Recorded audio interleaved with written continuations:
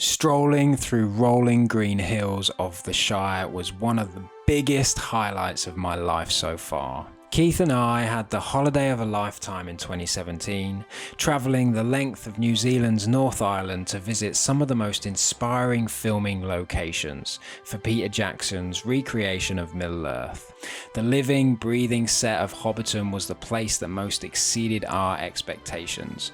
Walking past Bag End to a sumptuous banquet in the Green Dragon Inn, both Keith and I knew we just had to add Hobbiton to our list of future projects. It was a modeler's dream, and this video is the start of a massive journey of building a section of Hobbiton exactly like the movie set, with the bridge, the watermill, the Green Dragon and more. Today is the day we get this started, so strap in hobbits and let's go on an adventure. Unfortunately for us, Keith and I now live nearly 200 miles apart, so meeting up to work on projects together can prove difficult. However, this trip was one we'd had planned for a while, and it was my turn to visit his newly established hobby space, aka the studio. So I've just arrived at Hobbiton.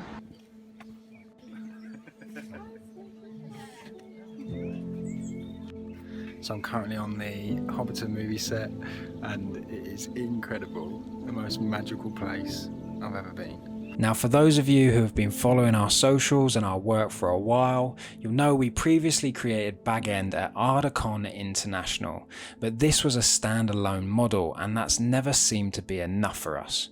We just want it to be bigger and better, with Bag End set within a wider landscape. Using a modular approach, we plan to create interconnecting squares and gradually develop this over time. To start our project, we took 3 17 by 17 square water resistant MDF baseboards, built up our landscape with grey foam and began carving. With Bag End at the highest point on board 1, each board gradually descended to the lake on board 3, around which we marked out spaces for the watermill and stone bridge. Grey foam is a great deal stronger and denser than the yellow insulation foam we used to use, so it is even better for carving and holding its shape, and is less easily damaged. While Keith began on the carving, I made a start on the flowers, the gate and the bench. Using real dried grasses and a hot glue gun, I started by creating clumps of stems for the flowers. I put small blobs of hot glue onto a smooth board, cut short lengths of the dried grasses and held them in the glue for a few seconds until the glue hardened. Flowers are not just bits of colour struck onto the stalks. We wanted to create the effect of a summer herbaceous border, so chose pots of specific coloured flock that would most closely resemble plants like phlox, delphiniums and gladioli. I dipped the top of each cluster of stems into some PVA glue and then into a pot of the colour flock and left them to dry, ready for Keith to plant into borders around Bag End using his gardening skills. To recreate convincing flower borders, we wanted plants of different heights, ground cover at the front, medium height plants in the middle and tall plants at the back. Many model railway companies produce a variety of good material for this, but making your own is a lot cheaper. The advantage of using grey foam rather than foam board to create the frontages of Bag End and other hobbit holes is that bricks and tiles can simply be carved into the foam very easily. Keith used some small jar lids and a mix of pre-decimal coins to the template for the door and windows. The wooden door was simply carved into the foam, but the windows were cut out and glazed. Save your chocolate or toiletry box lids for this and draw leaded lights in black pen straight onto the transparent plastic. The side windows were created as separate pieces using stills from the film as a guide. Unfortunately for me, the day I wanted to do some painting and spraying, it was actually snowing and then pouring with rain, so it really wasn't ideal. But we managed to put up a summer parasol for a little shelter. It must have looked extremely odd to Keith's neighbours seeing us put a sunshade up in the snow. When painting, I always start with a base layer, so for the base structure of Bilbo's house, including the door, face, the windows and the overall hillside, I used burnt umber brown as the spray paint, and once that was dry I then moved on to layer paints. I will list all the paints I used for Bag End in the description below, so if you're interested you can go and check that out. Welcome to Bag End. This is it, Bilbo's house, and he's left his pipe and his book on the seat. Quick one, if you're enjoying this video, smash the subscribe button and help me achieve 1,000 subs on this channel. I'm really trying to build a community of people that love Middle Earth and Lord of the Rings and anything related to the hobby space. So if you're interested, come and join our Facebook community group and I'd love to chat to you over there. One of the things we wanted to do with this version of Bag End was to include some lighting inside and outside.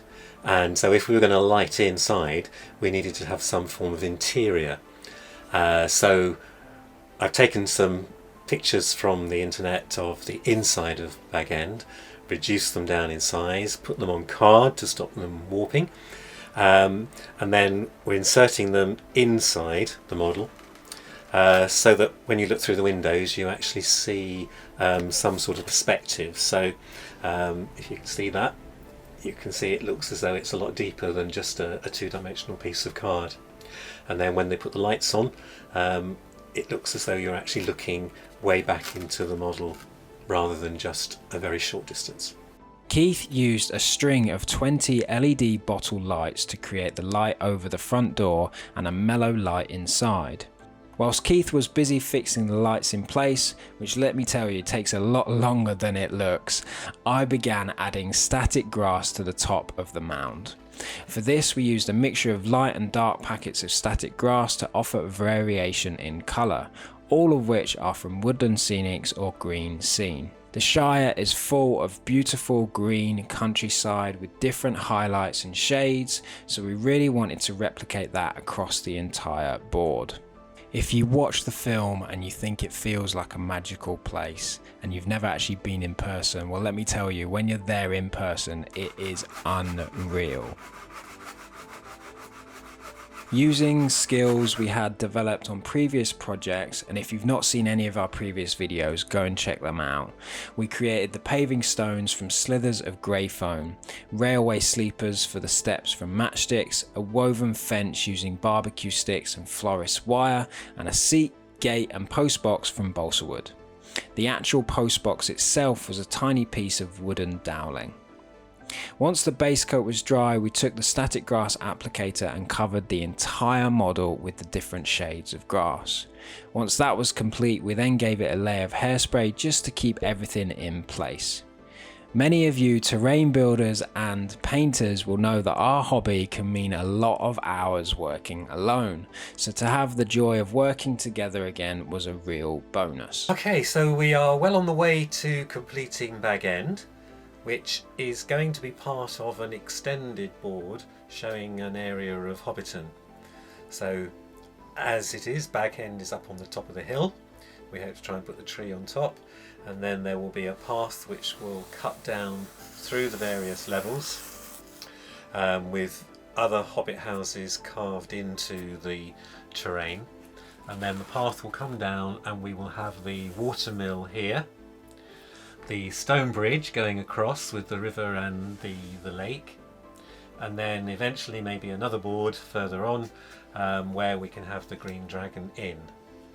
So Bag End, rather than just being a standalone model, which it can be, will become part of a wider landscape. That's our plan. Finally, all the details began taking shape, and when you start to add colour to any board, it really makes a massive difference. We really wanted this to be as authentic as possible to replicate the incredible trip we had out in New Zealand. We started by building the fence and gluing it in place and then giving it a base coat of brown, adding the gate and the bench that I made earlier, and decorating the grounds around Bag End with shrubs, bushes and different colour flowers. Keith also made a start on the pathway outside of Bag End, where we see Gandalf and his cart riding up to Bilbo's home. But more on that in the next video. Well, this is it guys, for now. This is just the beginning. If you've enjoyed this video and want to watch the progress of Hobbiton, then smash the subscribe button, and as Bilbo said, I'm going on an adventure!